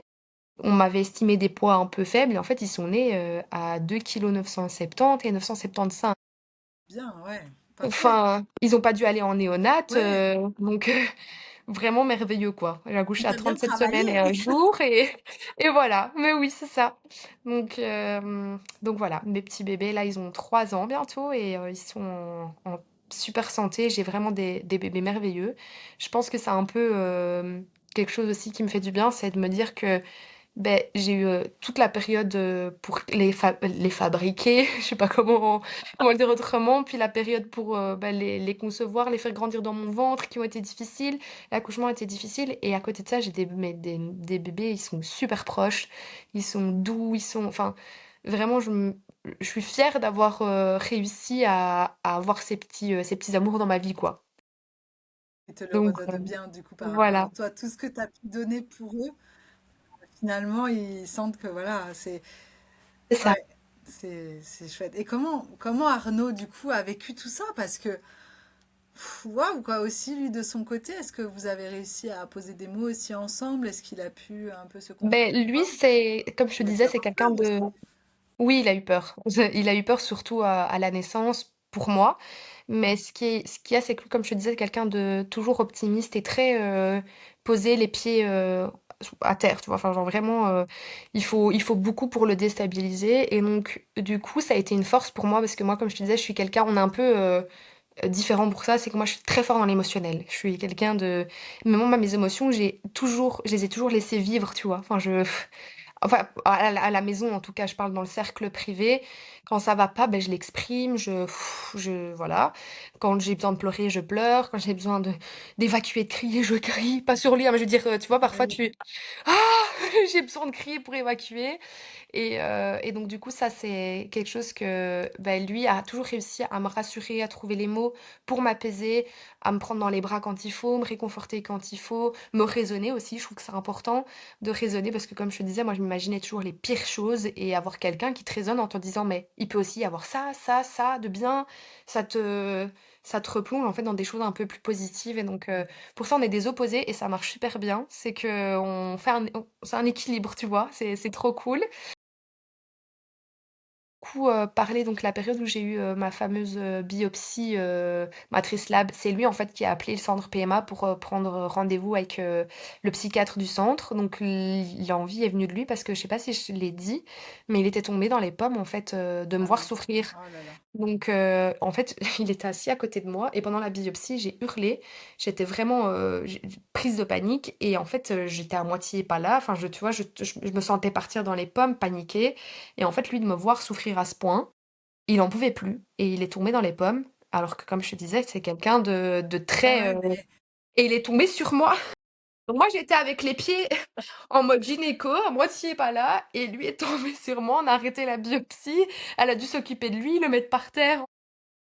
Voilà, donc et là, lui, il s'est dit: «Attends, si même moi, j'en arrive à perdre pied, il faut qu'on voit quelqu'un pour nous aider pour ça» et donc là, on a été voir le psychiatre ensemble, où c'est la première fois où quelqu'un d'externe, en fait, nous aidait à poser des mots et là, on s'est vraiment c'est là qu'on s'est rendu compte qu'on était les opposés, que moi, j'avais besoin de tout exprimer, tout sortir et lui, à l'inverse, bah, il essayait de me rassurer mais du coup, il prenait beaucoup de mes angoisses qu'il essayait d'évacuer comme il pouvait. Et nous, on parle beaucoup, donc ça aide. Je pense que c'est important de beaucoup dialoguer. Et ça s'apprend aussi. Parce qu'au début, dans la PMA, on vit un peu les choses différemment. Et il faut apprendre à jauger, à savoir enfin, quand dire ou et en fait, il faut toujours dire. C'est ce que nous, on a appris avec le psychiatre, c'est que, beh, quand quelque chose va ou va pas, il faut l'exprimer autant que ça aille pas, parce qu'il y a pas que du négatif. Enfin, je sais pas toi, mais moi, la PMA, ça m'a apporté énormément de choses. J'ai grandi, j'ai évolué, j'ai pris en maturité, j'ai appris de moi-même, j'ai découvert des forces en moi que j'imaginais pas. Tu m'aurais dit, il y a 6 ans, 7 ans que j'allais vivre tout ça, je t'aurais dit: «Non». Non, j'ai pas les capacités pour tout ça. Et en fait, on se crée un bagage émotionnel et un bagage de force. On se découvre des choses, même dans notre couple. Enfin, nous, on a eu la chance que ça nous soude encore plus. Je sais qu'il y a des couples pour qui c'est très compliqué. Et puis nous, par exemple, ça nous a vraiment encore plus soudés et on a vraiment solidifié encore plus notre amour. Et ça m'a fait du bien aussi de me dire on vit des choses super difficiles, on a vécu ça. Et, et malgré tout ça, on est resté hyper soudés. Et donc là, le dialogue, moi c'est vraiment le mot que j'ai envie de mettre en avant, c'est dialoguer et oser dire ce qu'on ressent. Et, euh, et accepter en fait aussi que l'autre n'a pas les mêmes réactions que soi. Et c'est normal en fait. Enfin, moi j'ai besoin de pleurer et lui, bah, il a peut-être plus besoin de se mettre devant un film et de changer ses idées. Et c'est ok, on a chacun notre façon d'agir. Et ce qui compte en fait, c'est d'accepter ça de l'autre et surtout de se soutenir, quoi. Je sais pas comment vous l'avez vécu, mais Mais on est un peu pareil dans mais le voilà. couple. On communique beaucoup et c'est pareil. Moi, voilà, plus dans la partie émotionnelle et tout ça, et Bah lui, oui. beaucoup plus posé, terre à terre, Oui. optimiste et voilà. Les mêmes, Ouais, non, finalement. je me retrouve beaucoup dans ce que tu dis. Mais oui. Donc oui, Ah, je c'est cool. comprends, mais ouais, pareil. Bon, Mais et du donc coup, voilà. malgré tout ce parcours, tout ce que tu as vécu, t'as remis ça. J'ai remis ça. Oh, mais attends. Mais comment t'as fait? Ben, Comment beaucoup tu as trouvé d'amour cette et force? un peu de folie. Ah bah, Et en fait, j'ai rapidement, donc comme je t'ai dit, j'ai eu un suivi psy. Je sais que j'en parle beaucoup, mais je trouve que c'est vraiment important. Je suis suivie tous les mois. Ça fait des années du coup avec ma psy. Et j'ai beaucoup travaillé, comme je te disais, l'accouchement, etc. Et nous, on a toujours su qu'on voulait 3 enfants. Et moi, j'ai rapidement su que, en fait, je voulais pas rester sur. C'est pas parce que j'ai vécu ça que ça allait se passer comme ça maintenant aussi. Et j'ai réalisé en travaillant tout ça, donc pendant, je te dis, plus d'1 an, j'ai pas su parler de mon accouchement sans pleurer, etc. Donc déjà, c'était la première chose à, à guérir, même si on guérit jamais, enfin, ça fait partie de mon histoire, mais voir ça sous une autre forme, enfin, apprendre de ce que ça m'a apporté à moi, etc. Et donc, je voulais absolument me sentir mieux par rapport à l'accouchement, savoir en parler, m- me dire que ça peut fonctionner autrement. Donc, j'ai eu tout ce travail-là qui s'est fait. Et l'année passée, déjà, j'avais envie, enfin, on avait envie, du coup, je l'ai exprimé. Arnaud, lui, c'était quand moi je me sentais prête. On savait qu'on voulait 3 enfants, mais ce qu'il voulait surtout, c'est que moi je me sente bien et surtout que je me sente prête et qu'on puisse le rassurer en lui disant ce qu'on a vécu là, c'est pas d'office ce qui va se repasser. Et donc ça, on a eu l'équipe PMA qui nous a bien expliqué que bah, une grossesse n'est pas l'autre, un accouchement n'est pas l'autre. Enfin, c'est vraiment aléatoire. Ça peut, comme bah, ça peut être complètement différent. Donc voilà, lui, la seule chose, c'est qu'il veut pas que moi je sois en danger. oui, Et bah, je, je comprends, et ouais. je le comprends parce qu'il a eu Oui, peur oui. de me perdre à l'accouchement. Donc voilà. Et donc il y a 1 an, on est retourné au centre PMA avec les petits, on les a présentés. C'était trop chouette. On les avait déjà présentés tout bébé, mais là on les a repris avec pour les montrer. Et, euh, et comment ça s'est passé? Bah en fait, comme j'allaitais encore, moi je voulais l'allaitement, enfin je voulais que ça s'arrête de façon naturelle, etc. Et donc elle m'avait dit, écoutez, tant que vous allaitez, nous on peut pas vous reprendre en PMA parce qu'en fait on veut que tous les feux soient au vert, surtout après un si long parcours. En fait chez nous on a droit à 6 FIV, mais toutes grossesses confondues. D'accord. Ok. Donc ça repart pas à zéro. Ok. Donc du coup moi j'avais déjà 4 FIV et il me restait encore 2 embryons. Et elle m'avait dit, on va pas utiliser des embryons alors que quand bah, on allait, on a les hormones qui varient, etc. Donc, vous venez me revoir quand vous avez arrêté d'allaiter. Et moi, ma priorité, c'était mes enfants actuels. Enfin, Oui, je veux dire, oui. bon, actuellement, enfin, à ce moment-là, en tout cas, ils avaient encore besoin de ça et je voulais pas arrêter parce que j'avais envie d'un autre enfant. Et donc, surtout que je savais pas si ça allait fonctionner ou pas, on sait pas en fait. Donc, j'avais pas envie de couper ça et je les ai laissés ben, faire naturellement. Et il faut savoir que mes loulous ont arrêté l'allaitement parce qu'ils voulaient un petit frère ou une petite sœur et c'est venu d'eux.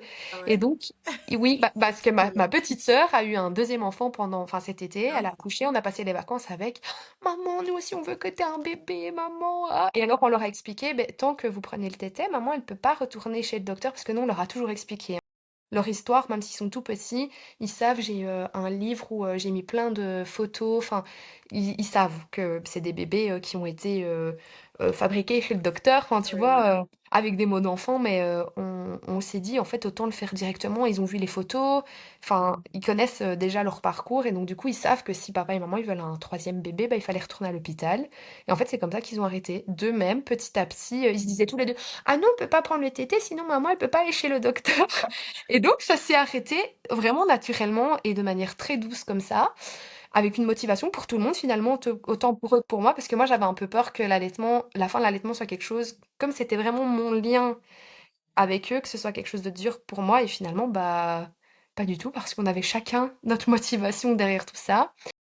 Et donc, ils ont arrêté ici fin de l'été.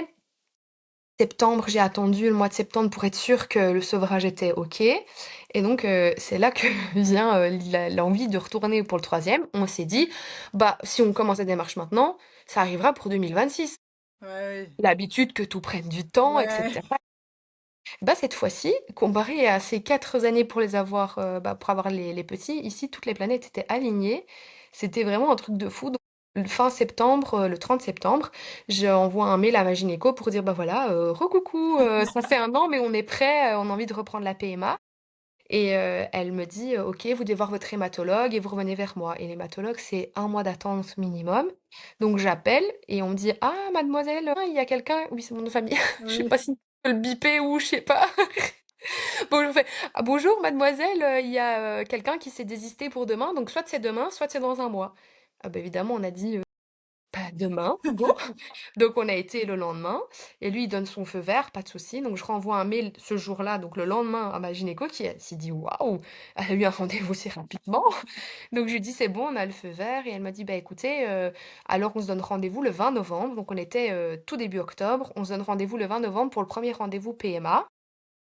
Et là tu te dis: «Les calculs sont pas bons». Effectivement, parce que elle me donne toute une liste d'examens à faire et dans ces examens, j'ai une échographie, l'échographie FOSI, donc ils injectent une mousse pour regarder dans l'utérus et les trompes, si, je sais pas si ça existe, chez vous ou pas? Ça me dit rien, Bah, en fait, ils injectent un liquide qui se transforme un peu en mousse et pour regarder, dans l'utérus et les trompes, pour voir si les trompes sont bouchées, s'il y a des polypes et cetera et cetera. Enfin bon, D'accord. bref et donc du coup, cet examen-là, je l'ai passé, Oui, pour, l'hystérosalpingographie, non? c'est pas la même chose, c'est Non, c'est moins pas encore? douloureux. D'accord. Ouf. C'est un peu moins douloureux, paraît-il, donc voilà, OK. c'est le même principe, en fait, mais c'est pas avec un liquide, pour l enfin, c'est vraiment enfin, si, c'est un liquide, mais comme une mousse, enfin, voilà D'accord. et donc du coup, elle m'a dit que je dois faire cet examen-là et mi-octobre, X jours après mes règles, enfin, bon, bref et alors me demande pas comment c'est possible. J'étais dans le service, donc pas PMA, mais dans le service gynéco et ce jour-là, c'était elle qui devait pas faire passer ces examens-là et c'était pas du tout prévu, donc elle vient me chercher, on est surprises toutes les 2 de se voir et elle me dit: «Waouh, bah, bonjour» et j'étais là, mais moi j'étais soulagée de la voir parce que c'était un examen pas facile et donc rien que la voir elle, j'étais contente et elle me dit: «Bah, on y va» et cetera donc elle prend tout son temps pour me faire l'examen et pendant l'examen, elle me dit: «On a rendez-vous quand encore?» puis je dis: «Ben, le 20 novembre, dans enfin 1 mois et quelques jours», enfin bon bref et elle me dit: «Ah, j'ai un désistement demain. Est-ce que ça vous dit de venir demain?» Je me dis: «Waouh, ça fait beaucoup de désistements». Donc du coup, Arnaud et moi, on dit: «Oui, directement, on se voit demain» et tout ça et donc je la vois le lendemain et elle me dit: «Est-ce que vous pensez que vous avez ovulé?» et moi je lui dis: «Oui, j'ai quand même eu mal au ventre, début de semaine, j'ai vraiment l'impression que j'ai déjà ovulé». Elle me dit: «Moi, j'ai quand même un doute, j'ai pas vraiment regardé hier, j'ai pas cherché, mais moi, dans mes souvenirs, j'ai l'impression à l'écho d'avoir vu que vous aviez pas ovulé» et je lui dis: «Si, si, je pense que j'ai ovulé» et elle me dit: «C'est pas grave, j'ai quand même envie que vous passiez au centre PMA demain pour vérifier» et moi, j'étais persuadée d'avoir ovulé, mais elle me dit: «On y va quand même, vous essayez». Et donc j'ai été le lendemain et je n'avais pas ovulé. J'étais au moment parfait, Ah tip oui? top. Ah ouais, tip top pour faire l'injection de Vitrel. Donc je passe l'examen, bah, l'écho. On me dit: «Mademoiselle, c'est le meilleur moment pour faire le Vitrel. Oh, on regarde juste à la prise de sang, on vous appelle et on vous dit, quoi?» et donc du coup, j'y quoi déjà le Vitrel? Enfin, tu sais, moi je pensais Bah qu'on ouais. était repartis pour, des mois d'attente. Enfin, tu sais, genre refaire les examens, attendre ton cycle, attendre ci, attendre ça et je me dis: «Mais normalement, il y a le 20 novembre et là, aujourd'hui, je peux faire Vitrel?» et la dame, elle me dit: «Oui, oui», donc elle m'appelle pour me dire: «C'est bon, feu vert, Vitrel». Puis, bah, il y a les 36 heures et puis 5 jours parce que j'avais un embryon de 5 jours et on se voit, le jeudi pour, le transfert d'embryon et en fait, j'ai pas eu le temps de réaliser. Tout s'est enchaîné super vite, c'était pas du tout censé être comme ça et en fait, les désistements des uns, des autres, le fait que je tombe sur ma gynéco, ce jour-là a fait que, bah, au lieu d'attendre le 20 novembre, j'ai eu mon transfert d'embryon, en octobre. Donc voilà et ça a fonctionné, je suis tombée sur un gynéco homme qui a été génial. Qui a vu que j'étais stressée et qui a vraiment pris le temps à chaque fois de lui aussi me demander mon consentement pour tout. Je trouve ça vraiment super bien et il était doux, il prenait le temps à chaque fois: «Je vais faire ça, OK? Est-ce que vous êtes prête?» et ça me rassurait. En fait, moi, j'ai besoin qu'on m'explique ce qu'on fait et donc du coup, à chaque fois, il attendait que je me relâche à chaque fois. Il m'a dit: «Moi, je ne fais le transfert que quand vous êtes complètement relâchée, sinon ça ne sert à rien» et donc il a attendu, il a pris son temps, quoi, pour me laisser le temps de souffler et faire mon transfert et tout a été de manière super douce, j'ai pas eu mal. Je suis vraiment tombée sur quelqu'un de super doux et voilà et en fait tout s'est fait et cette fois-ci, du coup, on l'a pas dit à nos proches. On s'est dit: «Beh, comme tout va si Ah vite, oui? bah, on va voir ce que ça donne et on verra bien, puisqu'il y a pas l'attente, il y a pas enfin voilà et en fait, du coup, comme ça a fonctionné, on a pu vivre, cette grossesse un peu comme, un couple, lambda qui a pas besoin de passer par, un long parcours, PMA et donc j'ai pu voir la réaction de mes proches qui s'y attendent pas et ça, c'est un truc complètement différent. Ma première grossesse, j'ai senti que c'était un soulagement pour tout le monde. Je sais pas expliquer, c'était des larmes de soulagement. Les gens autour de nous, vraiment, il y avait des enfin, je sais pas si vous avez vécu ça de votre côté ou pas, mais nous, on a eu nos proches qui vraiment, waouh, ils y sont arrivés. Enfin, et là, c'était vraiment d'abord quoi? Enfin, tu vois, genre Ouais, surprise. ouais.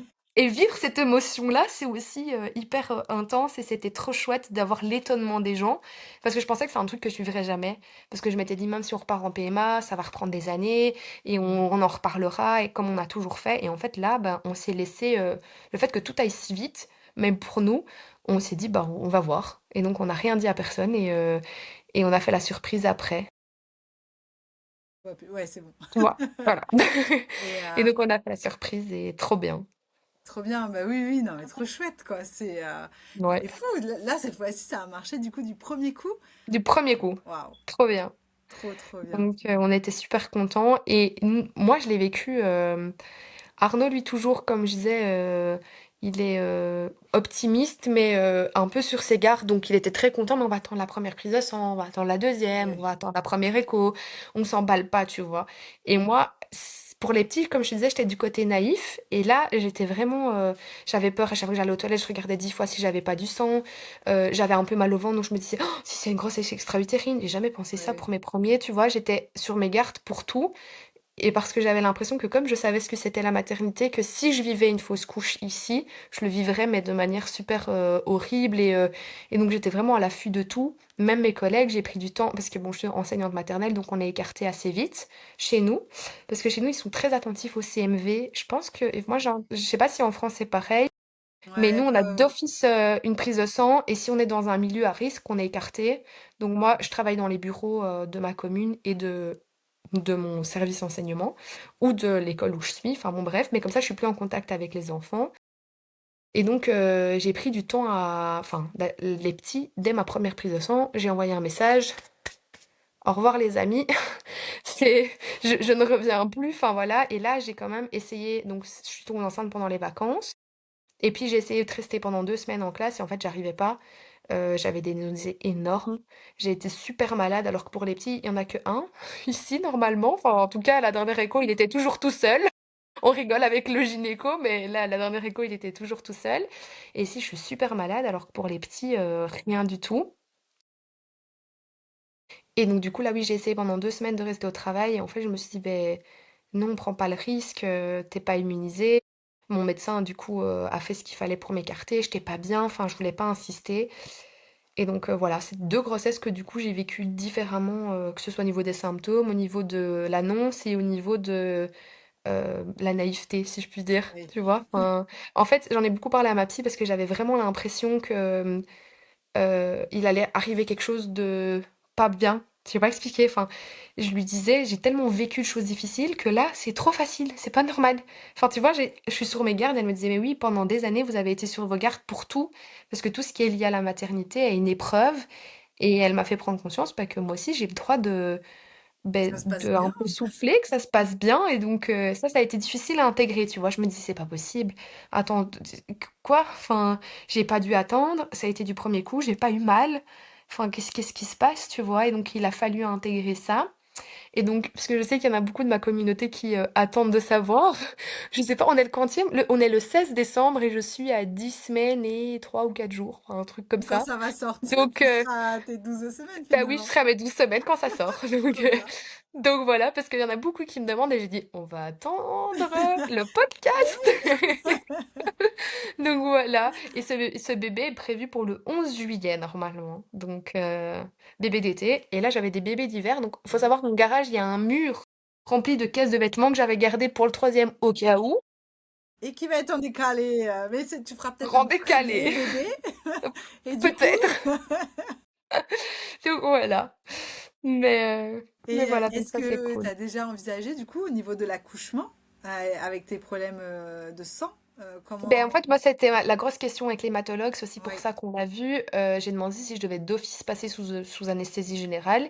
Et il m'avait dit si le bébé est bien mis, qu'il n'y a pas de contre-indication pour un accouchement par voie basse, mis à part le fait que je peux pas avoir de rachis ni de oui, péridurale. d'accord. Donc c'est d'office par voie basse de manière Ouais, naturelle, même si pour moi ça reste naturel quand même si on a une péridurale, oui, enfin ou même une césarienne. Enfin, c'est bébé doit sortir, ça reste un accouchement, je veux dire. Enfin. Ça aussi, j'ai eu du mal à comprendre avec le temps que c'est pas parce que j'ai accouché sous anesthésie générale que c'est pas un accouchement, tu vois? oui, Donc, mais je veux dire là, c'est, de manière naturelle, sans péridurale et voilà. Et je suis pas du tout contre l'idée, au contraire. Déjà pour les petits, je l'avais envisagé oui. et donc là maintenant je suis sûre que je préfère vivre un accouchement par voie basse et vraiment voir mon bébé sortir et cetera. C'est ce que je me souhaite en tout cas. Oui, bah, c'est ce qu'on te souhaite, Heu, oui. merci. Que revivre un accouchement sous anesthésie générale parce que j'ai vraiment eu dur à m'en remettre et j'ai vraiment envie de vivre les émotions, de voir ce que ça fait, voir la réaction d'Arnaud. Enfin, c'est un truc que j'ai envie de vivre de A à Z. Alors on ne sait pas de quoi est fait, Voilà, ouais, ouais. l'avenir donc ça, c'est quelque chose maintenant que j'ai intégré aussi. J'idéalisais beaucoup l'accouchement et là, je sais qu'il y a plein de possibilités. En fait, on peut pas deviner qu'on va avoir une prééclampsie ou qu'on va avoir un problème de sang ou un code rouge ou enfin, c'est des choses qu'on peut pas, anticiper et donc là, je sais que ça existe, j'en ai conscience et même si j'espère que tout aille au mieux. Les planètes ont été alignées jusqu'ici donc j'espère que ça continuera comme ça mais voilà. Mais oui, et puis bah, tu verras, et puis maintenant tu es aussi préparé, tu sais comment ça se passe, donc Mmh. tu vois, moi pour Prune et Augustine, donc c'était aussi une César programmée et tout ça. La première, bah, pour Marie-Charlotte, j'avais été très stressée, c'était quelque chose qui m'angoissait, et finalement, une fois que tu l'as vécu, une fois que tu sais, ça s'était très bien passé et tout ça, bah franchement c'est pour ça que là, la deuxième, Tu pas stressée du tout? super bien, parce que je savais comment c'était, tu connais, du coup. Oui, T'appréhendes moins et t'es beaucoup plus rassuré. Donc, oui, je c'est te souhaite, sûr. bah, peu importe comment ça se... Bon, que tu puisses, voilà, par voix basse, ça serait le top. Mais Oui, voilà, c'est si jamais, la meilleure option. c'est Mais ça, si jamais ce que c'était j'ai un appris, peu c'est que ce passé. qui compte, c'est la santé des bébés et la santé de la maman. Et c'est quelque chose qui est difficile à intégrer sur le moment. Il a fallu longtemps pour que je digère, mais c'est grâce à ça que je suis là et que mes bébés sont là en bonne Ouais, santé aussi. Donc, comme tu dis, comme tu disais au moment où tu es partie en anesthésie générale, tout ce qui comptait, c'est la c'est santé ça. des petits et la santé de maman aussi. Mm, Donc voilà, c'est quelque chose que j'ai intégré, même si j'espère que cette fois-ci, je vais Et oui. pouvoir vivre, les choses, différemment, quoi. Ouais. Bon, bah Donc super. voilà. Ah, je suis trop contente pour toi. C'est vrai que quand j'ai vu ça là sur Insta, j'ai fait waouh, waouh, waouh, mais Ah c'est oui! trop bien. Tu sais, je savais que c'était ton Oui. envie, voilà, d'agrandir la Oh, on avait famille et que envie. après tout ce que tu avais vécu, c'est vrai que bah, on te On a souhaite quand tout même eu ça. le stress qu'ils soient 2, hein. Je sais pas si je l'ai dit ou pas plus tôt, mais on a eu le stress qu'ils soient 2 parce que comme j'avais des gros symptômes et mes taux étaient plus hauts que pour ma grossesse gémellaire. Ouais? Ah ouais, mes taux étaient plus hauts, donc on s'est dit alors moi, j'étais stressée plus pour l'aspect grossesse, mais alors Arnaud: «La voiture, comment on va faire? On vient d'acheter une voiture et la maison» et je le sentais stressé. Ouais. Quand il a vu qu'il y en avait un, j'ai vraiment senti le Ouf. C'est bon. et en fait, ils m'ont dit: «Les taux ne veulent rien dire», alors que enfin vraiment, j'ai eu un doute moi. Je me suis dit: «Attends, je suis malade et mes taux sont énormes». Je me suis même dit: «Ah imagine, ils sont 3. Ah, c'est vrai que oui, du coup, ça fait flipper. Ah oui. Non, du coup, ça va, il y en a un, mais voilà. Donc voilà, Bon, c'est bah, je suis trop trop contente chouette. et je suis très honorée que tu sois venue, voilà, Moi, raconter ça tout me fait ça. trop Donc, plaisir aussi. Ça vraiment. me fait trop, trop plaisir. Et je sais que Donc, ça t'aidera aussi à ça laisse avoir des beaux posé souvenirs. des mots, Oui, vraiment. c'est Moi, sûr. ça m'avait beaucoup aidé aussi à l'époque. Donc, Ça aide beaucoup. voilà, Ouais, tu c'est sais que sûr. voilà, tu auras aussi ce côté témoignage où, du coup, alors, au mois de juillet, allez, on va te laisser un petit peu de repos. On se C'est donne ça. rendez-vous en septembre, octobre de l'année prochaine Très bien. et on veut tout savoir. Ça va, avec On grand viendra plaisir. prendre de Je tes reviens nouvelles. quand tu veux. Et merci pour tout ce que tu fais, parce que, enfin, je trouve que tu es hyper impliquée, que ce soit pour tout ce qui est lié à la PMA et la maternité. Je trouve que tous tes projets ont beaucoup de sens. J'ai eu la chance de participer, quand mes petits loulous étaient tout petits, à une séance de psychomote là en direct. Tu te souviens? Oui, Enfin, relaxation psychomote, on avait fait plein de petits trucs, c'était trop chouette. Et je pousse aussi tes followers. Ta communauté, je préfère. Ta communauté, je pousse vraiment ta communauté à s'informer parce que c'est des chouettes. Enfin, je sais pas si tu fais encore ces petits si, si, du coup, visios. voilà, on a un annuaire de pros, du coup. D'ailleurs, pour l'instant, c'est que des Trop pros bien. en France, métropole. Mais Ok. voilà, s'il y a des pros aussi en Belgique, ça m'intéresse. Vous dites Donc, coucou à Flavie. voilà. Ben, d'ailleurs, ta psychologue, n'hésite pas à lui donner mes coordonnées. Pas de souci. Je ferai Si, ça. ça peut être intéressant aussi, voilà, d'avoir Ok. un retour de sa part. Mais voilà, le but, c'est oui, de pouvoir avoir justement un annuaire de pros qui sont spécialisés soit en PMA, grossesse ou postpartum, pour que les gens puissent savoir vers où aller justement pour C'est des super questions important. d'accompagnement. Donc, Bah oui. bah, j'essaye de créer les choses comme moi j'aurais eu envie Envie. d'avoir à ce moment-là. Le podcast, bah voilà, moi, il y en a beaucoup qui m'ont aidé aussi à l'époque. Oui. Voilà, j'essaye de rendre l'appareil de ce qu'on m'a apporté via les réseaux.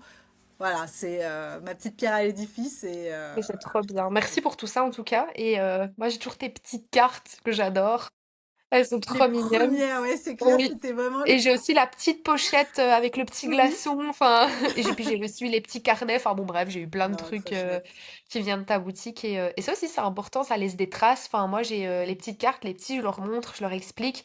Je trouve que même pour le après, c'est quelque chose qui continue enfin, qu'on peut continuer à utiliser. Et c'est super chouette. Ça fait partie de l'histoire, en fait, finalement.